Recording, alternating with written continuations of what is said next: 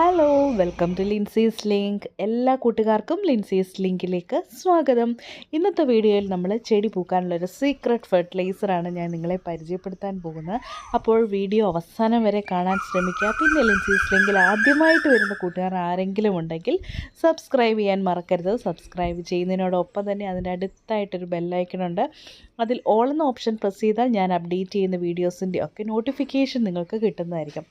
അപ്പോൾ ചെടി പൂക്കാത്തതിന് കുറേ കാരണങ്ങളുണ്ട്. അത് ഡീറ്റെയിൽ ആയിട്ട് ഞാൻ അടുത്ത വീഡിയോയിൽ ഞാൻ പറഞ്ഞുതരാം. എന്താണ് ചെടി പൂക്കാൻ ചെയ്യേണ്ട കുറച്ച് കാര്യങ്ങൾ, ശ്രദ്ധിക്കേണ്ട കാര്യങ്ങളുമൊക്കെ. ഒന്നാമത്തെ കാര്യമെന്ന് പറഞ്ഞാൽ, നമ്മൾ ഓർക്കിഡ് പോലുള്ള ചെടികൾ, പല ടൈപ്പ് ഓർക്കിഡ്സ് ഉണ്ടല്ലോ. ചിലതിന് നല്ല സൺലൈറ്റ് വേണം, ചിലതിന് അധികം ചൂട് പാടില്ല. അങ്ങനെയൊക്കെയുള്ള കുറച്ച് കാര്യങ്ങളുണ്ട്, അതൊക്കെ ശ്രദ്ധിക്കണം. അത് ഞാൻ അടുത്ത വീഡിയോയിൽ ഡീറ്റെയിൽ ആയിട്ട് പറഞ്ഞുതരാം. അപ്പോൾ നമ്മൾ ചെടികൾക്ക് പൂക്കാൻ വേണ്ടിയിട്ടുള്ള മണ്ണ് അഥവാ വളം നമ്മൾ ഇടുമ്പോൾ പ്രത്യേകം ശ്രദ്ധിക്കേണ്ട ഒരു കാര്യമെന്ന് പറഞ്ഞാൽ, നൈട്രജൻ റിച്ച് വളങ്ങൾ ഒരിക്കലും പൂക്കാൻ വേണ്ടി ചേർത്ത് കൊടുക്കരുത്. നമ്മുടെ മണ്ണിൽ നൈട്രജൻ്റെ അളവാണ് കൂടുതൽ, അല്ലെങ്കിൽ നൈട്രജൻ റിച്ച് ആയിട്ടുള്ള വളങ്ങളാണ് ഉള്ളതെങ്കിൽ ചെടി പൂക്കത്തില്ല. പൂക്കാതെ തന്നെ ഇലകളായിരിക്കും, നല്ല പച്ച നിറത്തിൽ ഇലകളും, ചെടി നല്ലതുപോലെ വളർന്നു വരികയും ചെയ്യും. പക്ഷേ പൂക്കളുടെ അളവ് വളരെ കുറവായിരിക്കും.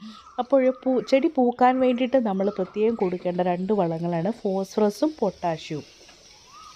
അതുപോലെ തന്നെ മഗ്നീഷ്യം സൾഫേറ്റ്. ഇതുപോലെയുള്ള വളങ്ങൾ നമ്മൾ ചെടിക്ക് കൊടുക്കുകയാണെങ്കിൽ നല്ല വലിപ്പമുള്ള പൂക്കളും നല്ല കളർഫുള്ളായിട്ടുള്ള പൂക്കളും ഉണ്ടാകാൻ വേണ്ടി സഹായിക്കും. ഇപ്പോൾ നമ്മുടെ മാർക്കറ്റിൽ ഒരുപാട് വളങ്ങൾ വാങ്ങാൻ കിട്ടും. അത് മാർക്കറ്റിൽ, അതായത് ഓൺലൈനിലൊക്കെ സെർച്ച് ചെയ്ത് കഴിഞ്ഞാൽ ഫ്ലവറിങ് ഫെർട്ടിലൈസർ എന്ന് കൊടുത്താൽ തന്നെ ഓരോ ചെടിക്കും ഓരോരോ ഫെർട്ടിലൈസേഴ്സ് കിട്ടും. അപ്പോൾ പല പല ചെടികൾക്കും പല വളങ്ങളാണ് വേണ്ടത്. അതനുസരിച്ച് വേണം നമ്മൾ വാങ്ങാൻ വേണ്ടിയിട്ട്. അപ്പോൾ ഇന്ന് മെയിനായിട്ട് ഞാൻ കാണിച്ചു തരുന്നതെന്ന് പറഞ്ഞാൽ ഫ്ലവറിങ് പ്ലാന്റ്സിന് വേണ്ടിയിട്ടുള്ളൊരു ഫെർട്ടിലൈസറാണ് ഇന്ന് ഞാൻ നിങ്ങളെ കാണിച്ചു തരുന്നത്. ഇത് കണ്ടിട്ട് ഡബിൾ കളറിലുള്ള നമ്മുടെ ബൊഗൈൻവില്ലയാണ്. പിന്നെ മൊസാൻഡ്ര ചിലർ പറയും ഞങ്ങൾ എന്ത് ചെയ്തിട്ടും അത് പൂക്കുന്നില്ല എന്ന്. അത് മെയിൻ കാരണം എന്ന് പറഞ്ഞാൽ നല്ല സൺലൈറ്റ് ഉള്ളൊരു പ്രദേശത്ത് വേണം നമ്മൾ മൊസാൻഡ്ര, അതുപോലെ തന്നെ ബൊഗൈൻവില്ല, അഡീനിയം ഇതൊക്കെ വെക്കാനായിട്ട്. ഇതിനൊക്കെ വേണ്ടിയത് നല്ല സൂര്യപ്രകാശമാണ്. പൂക്കാൻ വേണ്ടിയിട്ട് ഏറ്റവും അത്യാവശ്യമായിട്ട് നമ്മൾ ചെയ്യേണ്ടത് നല്ല സൺലൈറ്റ്. അതായത് ഒരു 6 മുതൽ 8 മണിക്കൂർ വരെ സൺലൈറ്റ് കിട്ടുന്ന പ്രദേശത്താണ് ചെടികൾ നിൽക്കുന്നതെങ്കിൽ ചെടികൾ നല്ല രീതിയിൽ പൂക്കുന്നതായിരിക്കും. അതായത് റോസിനും ഇതേപോലെ തന്നെ ഞാൻ മിക്ക വീഡിയോയിൽ പറയാറുള്ളതാണ്, റോസിനും നല്ല സൺലൈറ്റ് വേണം.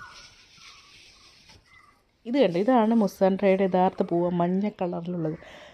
ബാക്കിയൊക്കെ അതിൻ്റെ ഇലയാണെന്നാണ് പറയുന്നത്. മൊസാൻഡ്രയുടെ വേറൊരു കളർ കൂടിയുണ്ട്, അത് വൈറ്റ്. നിങ്ങളുടെ കയ്യിൽ മൊസാൻഡ്രയുടെ ഏതൊക്കെ കളേഴ്സാണുള്ളതെന്ന് താഴെ കമൻറ്റ് ചെയ്യുക. അതുപോലെ തന്നെ ഏത് ഫെർട്ടിലൈസറാണ് നിങ്ങൾ കൊടുക്കുന്നതെന്ന് പറയുക. മൊസാൻഡ്രയ്ക്കൊന്നും ഞാൻ പ്രത്യേകിച്ച് വളമൊന്നും കൊടുക്കാറില്ല. പക്ഷേങ്കിൽ ഏറ്റവും ഇമ്പോർട്ടൻ്റ് ആയിട്ട് നല്ല സൺലൈറ്റാണ് കൊടുക്കുന്നത്. അപ്പോൾ ഇന്നത്തെ ഈ ഫെർട്ടിലൈസർ ഞാൻ മിക്ക ചെടികൾക്കും സ്പ്രേ ചെയ്ത് കൊടുക്കാറുണ്ട്. ഒരു പ്രാവശ്യം പൂ വന്നു കഴിഞ്ഞാൽ പിന്നെ ഞാനൊരു 2 ആഴ്ച കഴിഞ്ഞിട്ടേ, 2 ആഴ്ചയിൽ 1 അല്ലെങ്കിൽ മാസത്തിലൊരിക്കൽ, പൂ വന്നു കഴിഞ്ഞാൽ അതും പോയി കഴിഞ്ഞിട്ടേ അടുത്ത സ്പ്രേ ഞാൻ ചെയ്യാറുള്ളൂ. അപ്പോൾ ഈ ഒരു സ്പ്രേ എന്ന് പറഞ്ഞാൽ റെഡി ടു സ്പ്രേ, നമ്മളൊന്നും ചെയ്യേണ്ട, ജസ്റ്റ് സ്പ്രേ ചെയ്താൽ മാത്രം മതി. ഇത് ഇലയിലാണ് ഈ വളം നമ്മൾ സ്പ്രേ ചെയ്ത് കൊടുക്കേണ്ടത്. ഇതിൻ്റെ അകത്ത് മഗ്നീഷ്യം ഫെറസ് ഉണ്ട്, അതുപോലെ തന്നെ മഗ്നീഷ്യമാണ് പ്രധാന ഒരു കണ്ടൻറ്റ് എന്ന് പറയുന്നത്. അതുപോലെ മാംഗനീസ്, കോപ്പർ, സിങ്ക്, ബോറോൺ, മൊളീബ്ഡിനം ഇതുപോലെയുള്ള കണ്ടൻറ്റ്സ് ധാരാളം ഇതിൻ്റെ അകത്തുണ്ട്. ഇതൊക്കെയും പൂക്കാൻ സഹായിക്കുന്ന ഫെർട്ടിലൈസേഴ്സ് ആണ്.